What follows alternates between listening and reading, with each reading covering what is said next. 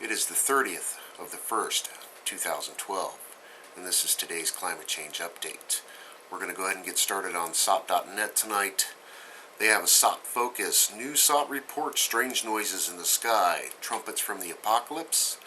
I wasn't aware SOT.net had a YouTube channel, and they have a video attached. Of course, I highly recommend you subscribe to these guys. I use them every day. Thank you very much for what you do. You make my job a lot easier. The 6.2 earthquake that was off the Pacific Rim just north of New Zealand has been downgraded to a 5.7. Just a seismically inactive or active area for sure. Australia's shark attacks. 3 swimmers attacked in unusual first 3 weeks of 2012. And U.S. dolphin and seal deaths plague New England.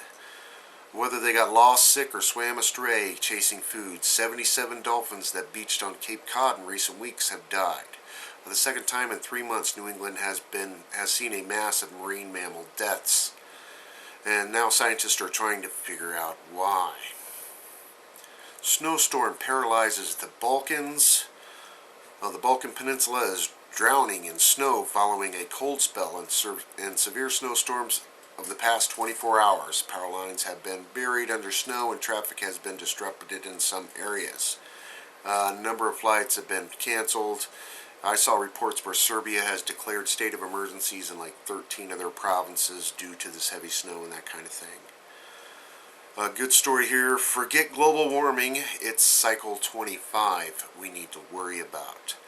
The supposed consensus on man-made global warming is facing an inconvenient challenge after the release of new temperature data showing that the planet has not warmed for the past 15 years.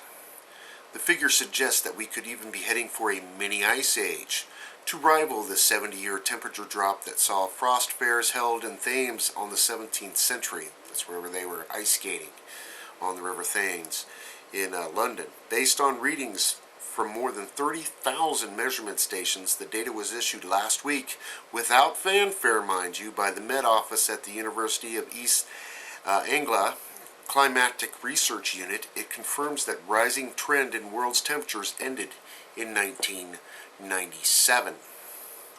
Meanwhile, leading climate scientists yesterday told the Mail on Sunday that after emitting unusually high levels of energy throughout the 20th century, the sun is now heading towards a grand minimum. In its output, threatening cold summers, bitter winters, and shortening the season available for growing food. Solar output goes through 11-year cycles. We all know this, of course, with high numbers of sunspots seen at their peak. We are now at what should be the peak of what scientists called cycle 24, which is why last year's solar storm resulted in sightings of the aurora borealis further south than usual, but sunspot numbers are running at less than half of those seen during cycle peaks in the 20th century. Analysis by experts at NASA and the University of Arizona, derived from magnetic field measurements 120,000 miles beneath the sun's surface, suggests that cycle 25, whose peak is due in 2022, will be a great deal weaker still. And that's about all new they have going on tonight. What man is doing to destroy this planet. I have a story on the extinction protocol, environmental watch, microplastic fibers from washing clothes showing up in the marine environment. Microscopic plastic debris from washing clothes accumulated in the marine environment and could be entering the food chain, a study has warned. Researchers traced the microplastics back to the synthetic clothes, which release up to 19,000 tiny fibers per garment every time they're washed. Now you can imagine the math. How many plastic clothes are we wearing? And how often do you do laundry?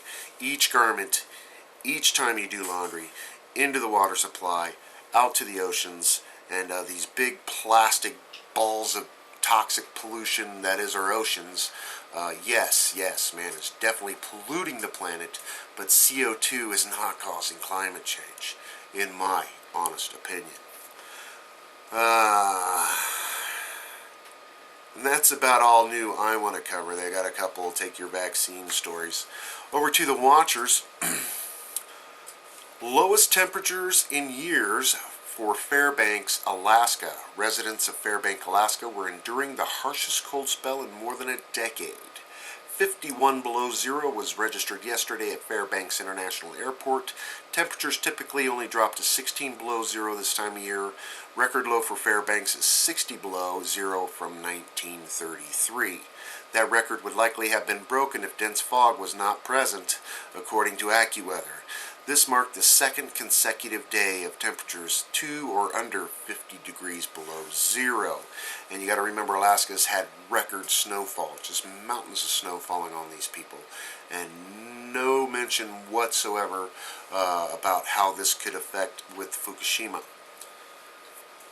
Yay, progress! 46 cargo ships have docked to the International Space Station. Yay! The Great Central U.S. Shakeout Drill is scheduled for February 7th. Again, they are calling for volunteers. If you're in this area, I highly recommend you go volunteer. Bring your video camera. I would love to see the videos. The Great Central U.S. Shakeout will take place Tuesday, February 7th at 10:15 a.m. So far, more than 1.7 million participants from the region have agreed to take part in the drill in some form.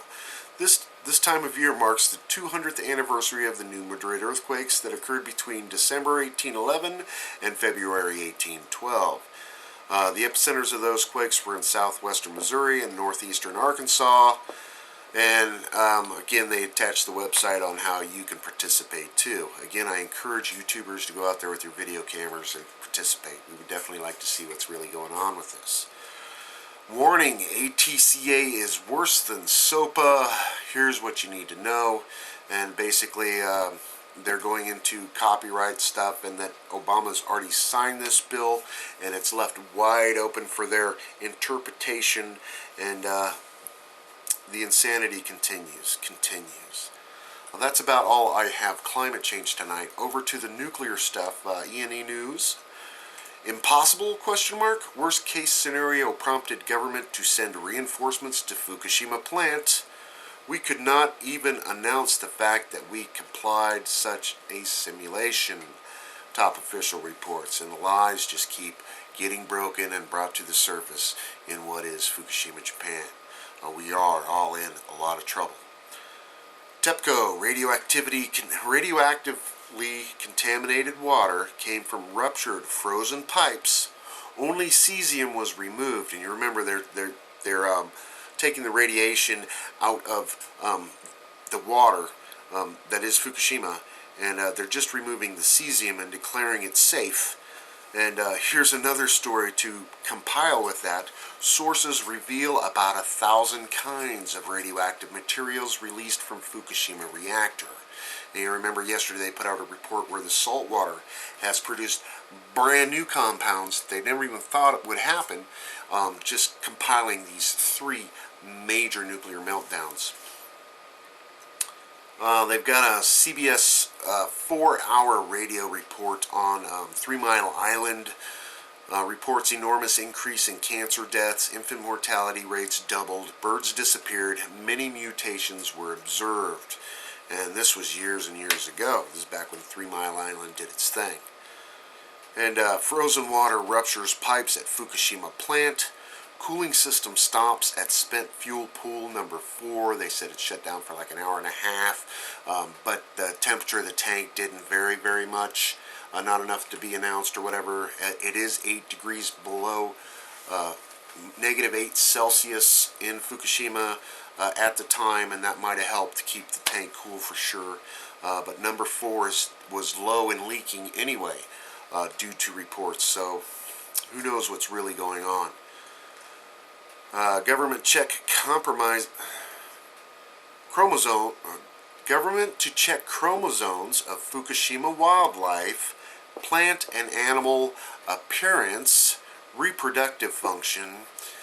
And that's about all new they have tonight. Again, if I missed anything, please let me know. Attach your comments or your videos below. Enjoy while you can, everybody. Stay safe. Thanks.